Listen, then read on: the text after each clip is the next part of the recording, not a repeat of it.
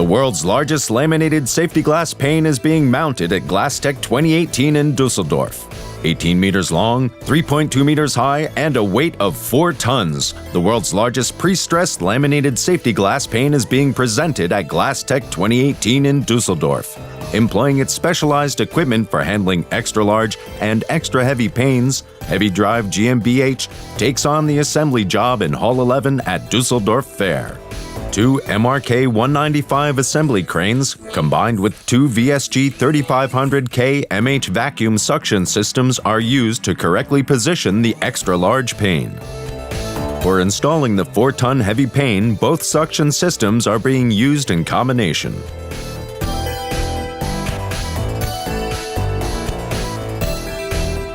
The pane can be tilted by 90 degrees and rotated by 360 degrees by the operator using remote control.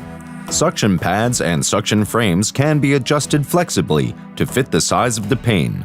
The 4-circuit system guarantees a safe installation of the pane. The 2 VSG 3500 kmh vacuum suction systems have a lifting capacity of up to 3.5 tons each.